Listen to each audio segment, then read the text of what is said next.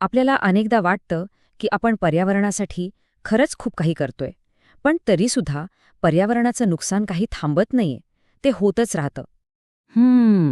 मग ह्या मागचं कारण तरी काय असेल? कधी विचार केलाय याबद्दल? कारण उत्तर आपल्याच काही सवयींमध्ये दडलंय. अशा सवयी ज्या आपण अगदी चांगल्या हेतूने लावलेल्या असतात, पण नकळतपणे त्या अनसस्टेनेबल ठरतात. चला, आज आपण अशाच काही सवयींवर एक नजर टाकूया, ज्या नकळतपणे आपल्या रोजच्या जगण्याचा भाग बनल्या आहेत. या यादीतली पहिली सवय आहे ऑनलाईन शॉपिंग. हो, हा एक प्रकारचा प्लॅस्टिकचा सापळाच आहे. आपण मोठ्या अभिमानाने सांगतो, मी ना प्लास्टिक वापरत नाही. पण गंमत बघा, जेव्हा ऑनलाईन ऑर्डर येते तेव्हा त्यासोबत येणाऱ्या मोठमोठ्या प्लास्टिक रॅपिंगचं काय, ते आपण सहज स्वीकारतो. म्हणजे बघा, प्लास्टिक टाळणं आणि प्लास्टिककडे दुर्लक्ष करणं यात खूप मोठा फरक आहे, नाही का? आणि मग प्रश्न उरतोच की मागवलेली वस्तू खरंच तितकी गरजेची होती का? आता वळूया आपल्या दुसऱ्या सवयीकडे. ही सवय आहे कचरा वेगळा करण्याबद्दलच्या एका मोठ्या भ्रमाची. आपण सगळेच म्हणतो की आम्ही ओला आणि सुका कचरा वेगळा करतो, त्यासाठी घरात 2 वेगळे डबेही असतात. पण खरं सांगा, घाईगडबडीत अनेकदा सगळा कचरा एकाच डब्यात जातो की नाही, आणि इथेच सगळा घोळ होतो.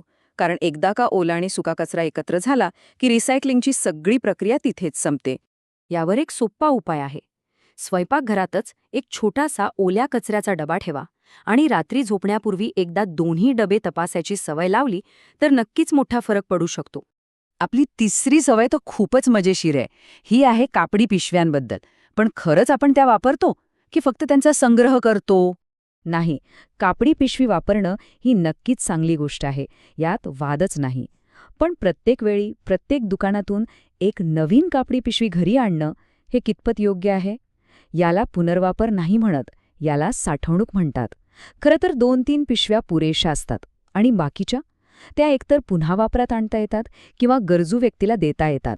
आता बोलूया चौथ्या सवयीबद्दल, जी आहे LED दिव्यांबद्दलच्या एका मोठ्या गैरसमजाविषयी.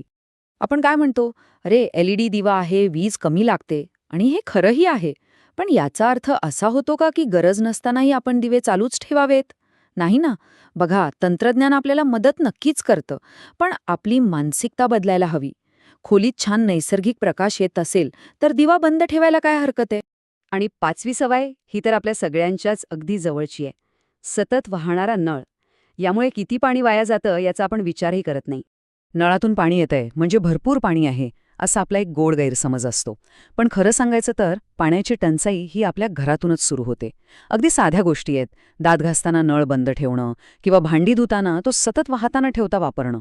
या लहान लहान सवयीच पुढे जाऊन मोठा फरक घडवतात.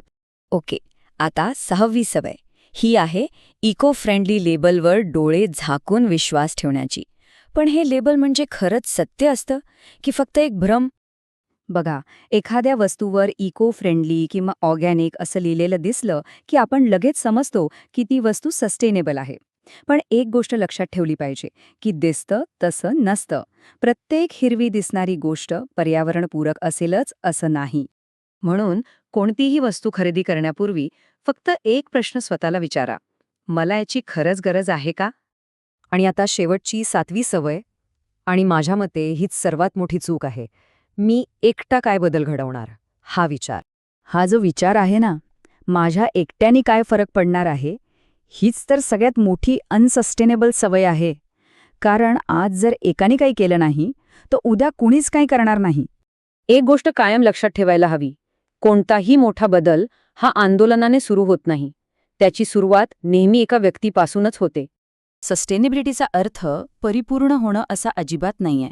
त्याचा साधा सोपा अर्थ आहे, काल आपण जसे होतो त्यापेक्षा आज फक्त थोडंसं चांगलं वागायचं.